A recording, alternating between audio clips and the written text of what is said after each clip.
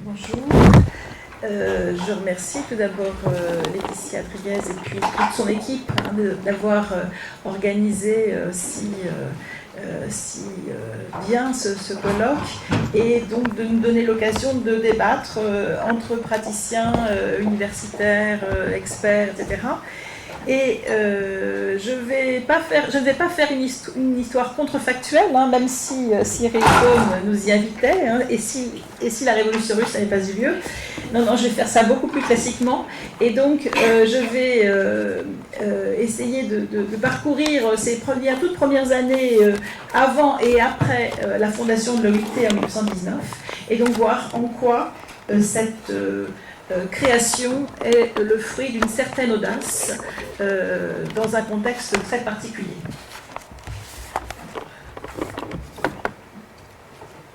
Donc ça c'est ça marche. Voilà.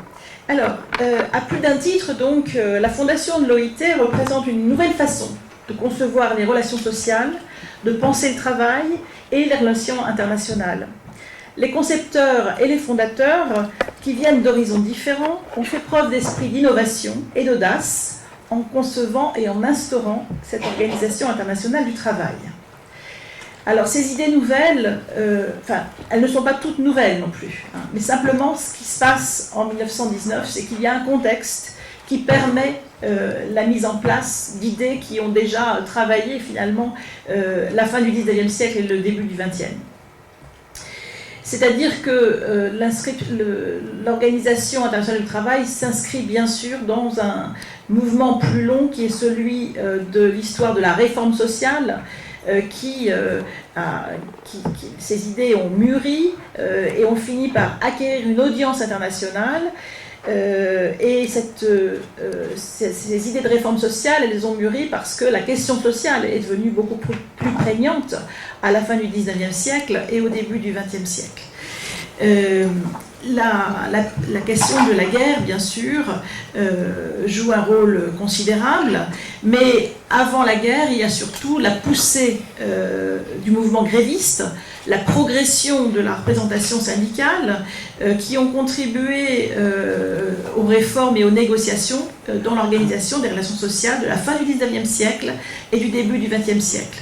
Et pendant la guerre aussi, les partenaires sociaux ont été pris beaucoup plus en compte par les gouvernements afin justement de maintenir la paix sociale interne, hein, pour mieux se concentrer sur la guerre. Donc l'OIT est à la fois issu de ces mouvements de réforme sociale, de ces réformes, revendications qui sont internationalistes aussi, et ses premiers pas dans une organisation des relations économiques et sociales qui se veut internationale. Il faut aussi avoir en tête qu'après la guerre, l'Europe surtout, hein, est exsangue, elle a perdu sa place hégémonique au profit de l'Amérique dans l'économie mondiale, et il y a un tableau apocalyptique bien sûr, avec des millions de morts, de blessés, d'invalides, de destruction. Il y a eu les épidémies de grippe et de typhus, et dans les négociations de paix, le devoir de payer la dette sociale aux anciens combattants et aux sociétés civiles, hein, s'impose aux États, ainsi que la nécessité de reconstruire et de protéger la main-d'œuvre.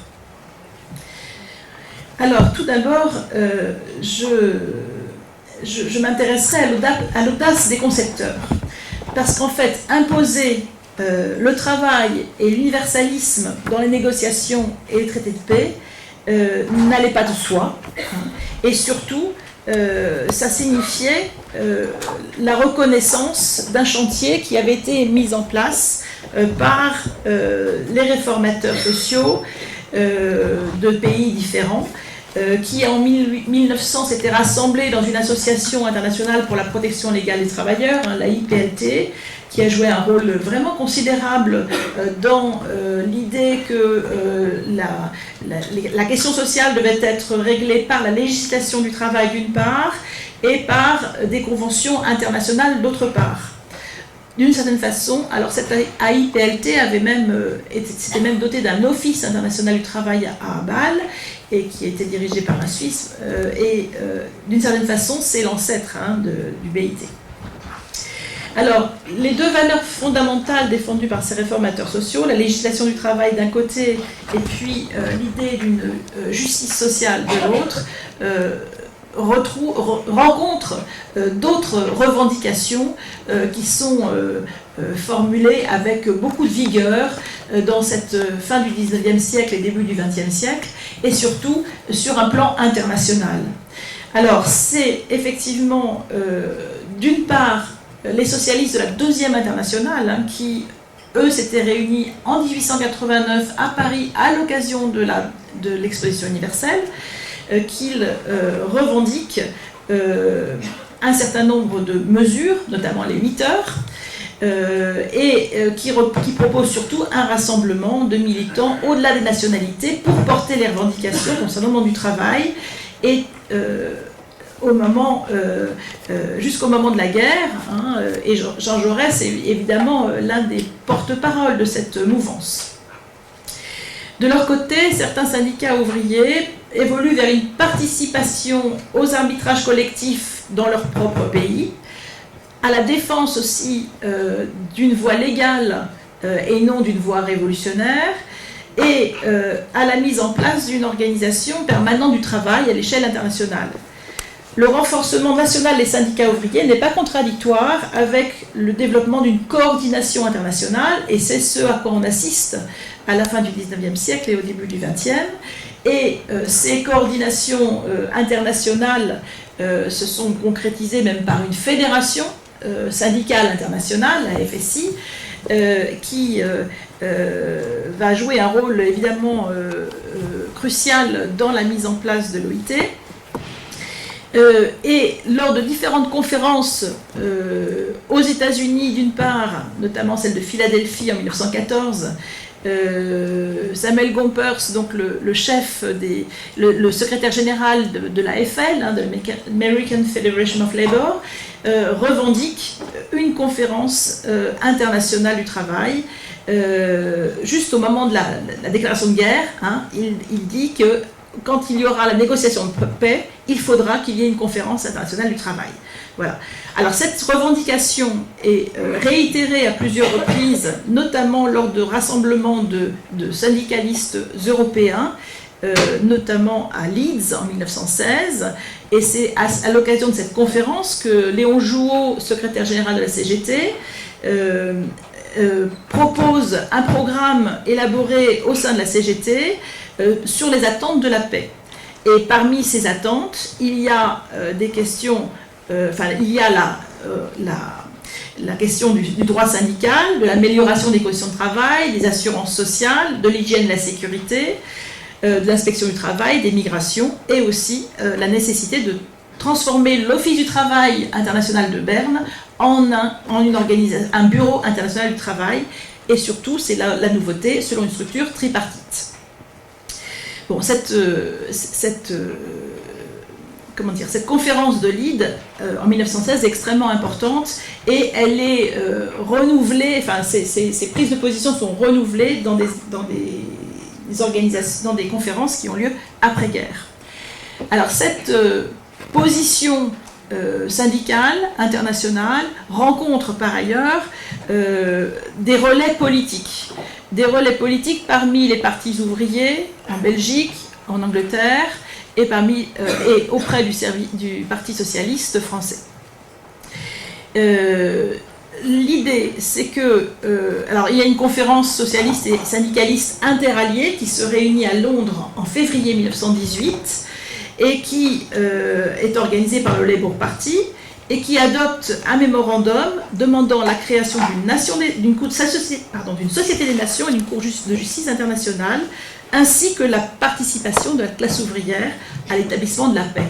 Et là, il y a une certaine audace, parce que je peux vous dire que parmi le personnel diplomatique, parmi les hommes d'État de l'époque, il est inconcevable que des représentants des ouvriers soient assis à la même table qu'eux pour discuter des affaires du monde. Samuel Gompers va vraiment défendre vigoureusement avec Léon Jouot cette position. Le soutien des socialistes belges est extrêmement important aussi dans cette alliance qui est faite entre socialistes et syndicalistes.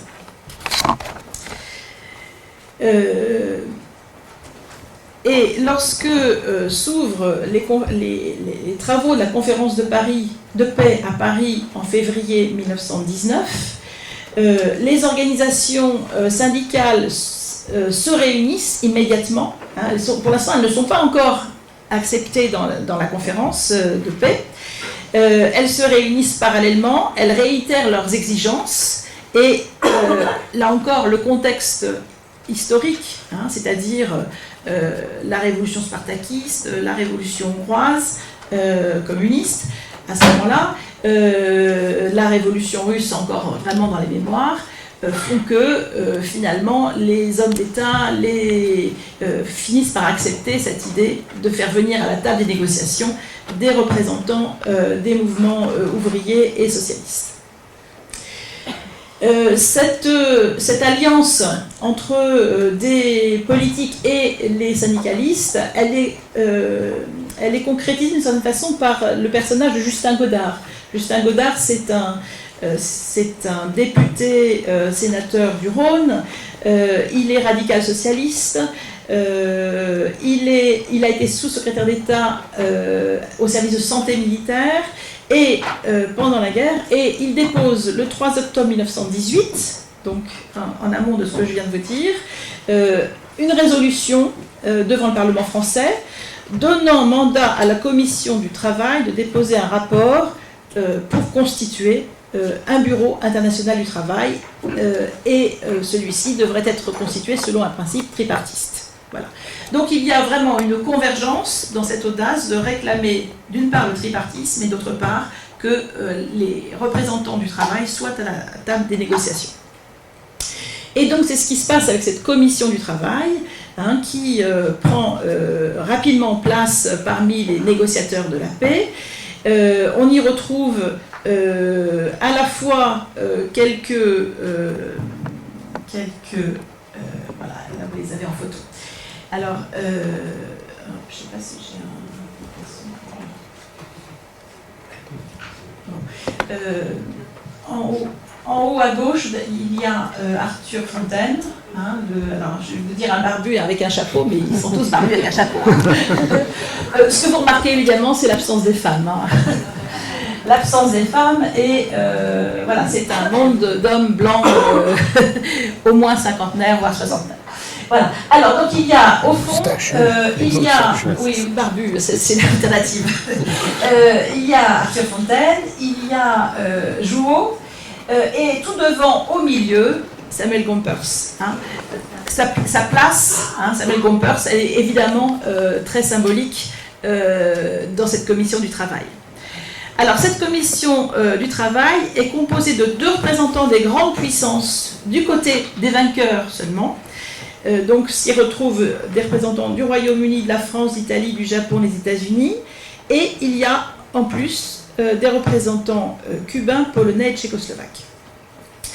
Alors cette commission est chargée de prépare un certain nombre d'articles, et ces articles vont former la fameuse partie 13 du traité de Versailles. Alors finalement, donc il y a un mélange, c'est ça qui est intéressant évidemment, de syndicalistes et de hauts fonctionnaires, et de quelques ministres, hein, puisque là il y a par exemple Loucheur et Colliard, le ministre du Travail. Donc ça a été une grande audace, hein, d'imposer ces représentants des ouvriers comme plénipotentiaires dans les négociations de paix.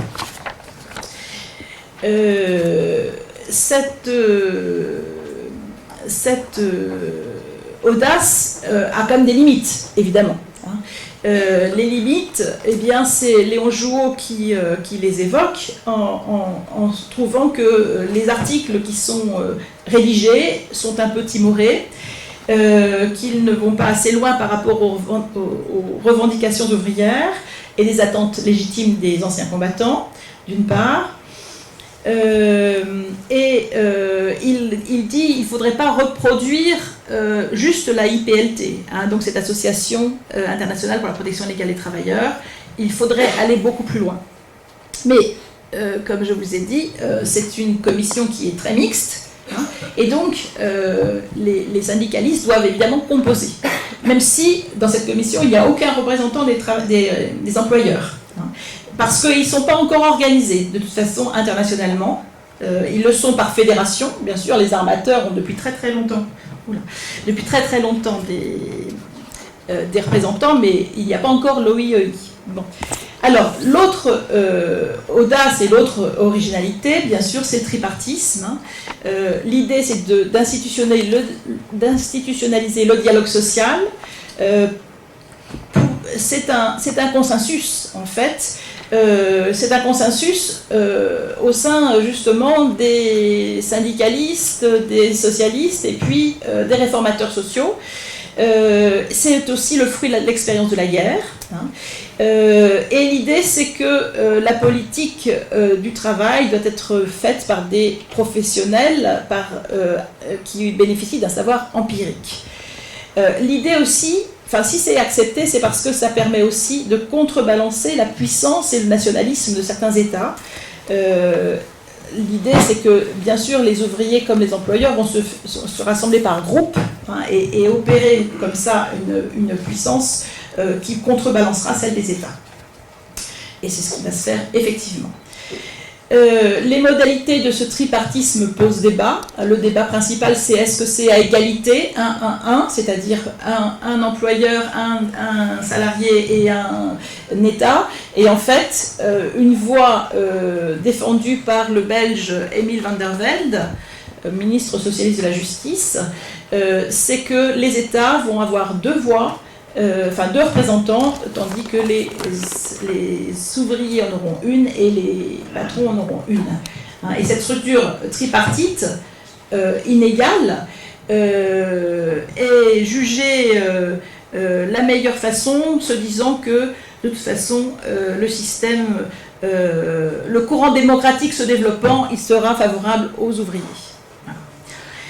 La question de la représentativité aussi est posée dans ce système tripartite, c'est-à-dire qui est-ce qui va représenter ces fameux délégués, enfin qui vont être ces délégués, qui vont-ils représenter, et il y a une formule très vague et pas très audacieuse qui est choisie, qui est les organisations les plus représentatives.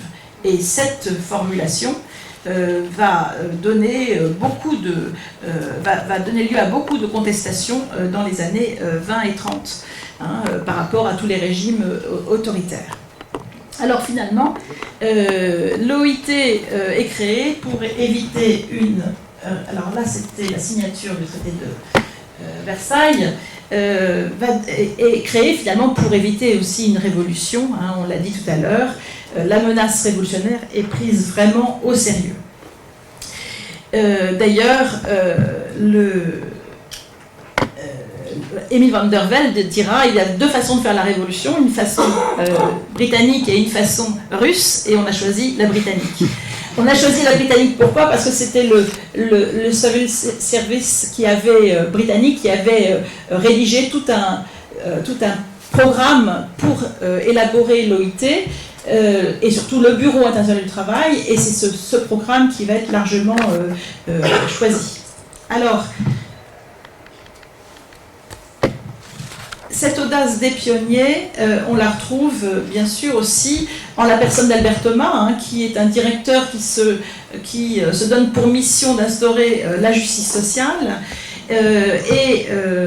Albert Thomas, donc socialiste et surtout ministre de l'Armement pendant la guerre, a été beaucoup confronté déjà à la fois à la question de la gestion de la main-d'œuvre, mais aussi a beaucoup été obligé de dialoguer avec les partenaires sociaux. Il est élu grâce justement au soutien des délégations ouvrières et même patronales, hein, qui le jugent capable de mener ce dialogue tripartite.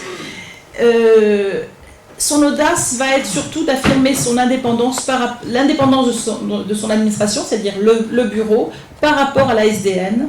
Il ne manquera pas de le faire dans maintes occasions, d'une part, et d'autre part, d'essayer de faire du Bureau international du travail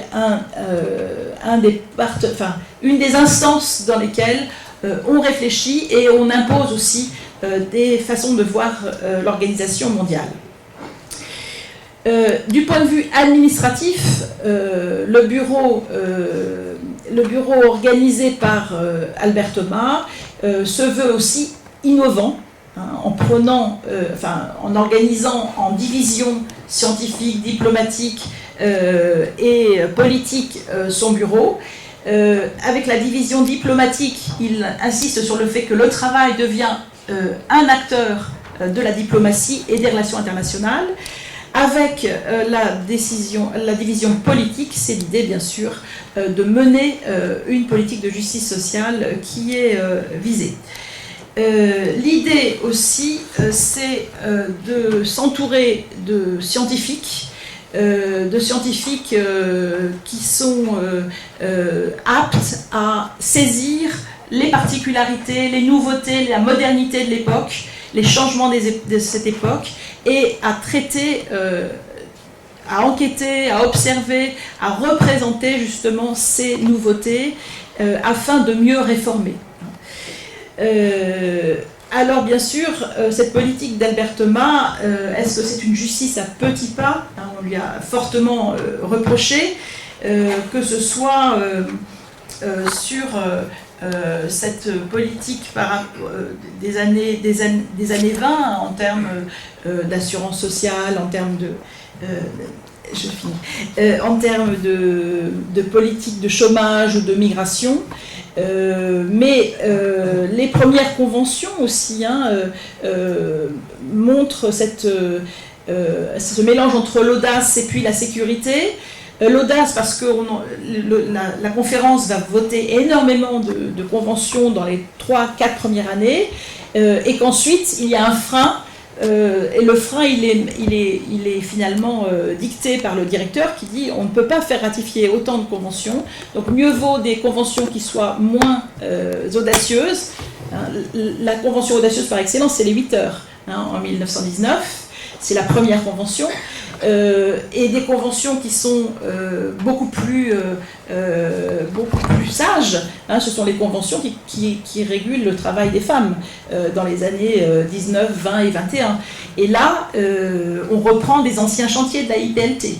Mais parce que le conseil d'administration de l'OIT voit bien qu'il ne peut pas aller toujours dans la voie de l'audace. Voilà. Alors je terminerai maintenant en disant que effectivement la question des ratifications pose le problème du côté réaliste ou pas des conventions. Et on voit que lorsque ces conventions sont trop audacieuses, les ratifications tardent à venir. Donc imposer le travail et les relations sociales dans les relations internationales, ça a été une forme d'audace de la part des concepteurs de l'OIT. Ça s'est fait dans un contexte bien précis, et lorsque la crise des années 30 survient, on sent que l'audace est beaucoup moins au rendez-vous, et pas seulement parce que Albert Thomas est mort à ce moment-là. Voilà. Juste une chose, cette audace, elle est quand même réservée à une représentation du monde qui est très eurocentrée. Et par exemple, toute la question du travail colonial à ce moment-là, dans les années 20, dans les débuts, est un impensé. Ils veulent humaniser les colonies, mais ils ne veulent pas remettre en question les colonies. Donc, et par exemple, sur le travail des femmes aussi, il y a à la fois une certaine audace, ils créent un service au travail des femmes, mais ça reste une lutte assez difficile à mener. Voilà, merci.